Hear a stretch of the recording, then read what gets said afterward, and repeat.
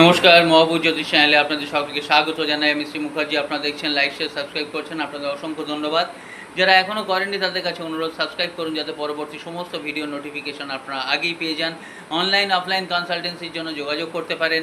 যারা অফলাইনে কনসালটেন্সি করতে চান তাদের জন্য সুখবর, অনেক জায়গায় চেম্বার কিন্তু বেড়ে গেছে, সুতরাং আপনারা যোগাযোগ করে নিন।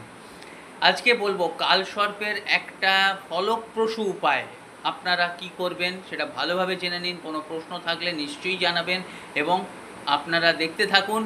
আপনারা ভালো করে বিশ্বাস করে ভরসা করে করুন, 100% ফল পাবেন। 7টা সোমবার মহাদেবের মন্দিরে যাবেন, তামার সাপ বানাবেন এবং মহাদেবের কাছে অর্ঘ্য দেবেন। অর্ঘ্য দিয়ে ওই সাপ দিয়ে পুজো দেবেন। আর ওং নমঃ শিবায় 108টা বেলপাতা নিয়ে মহাদেবের পুজো করবেন। কালসর্প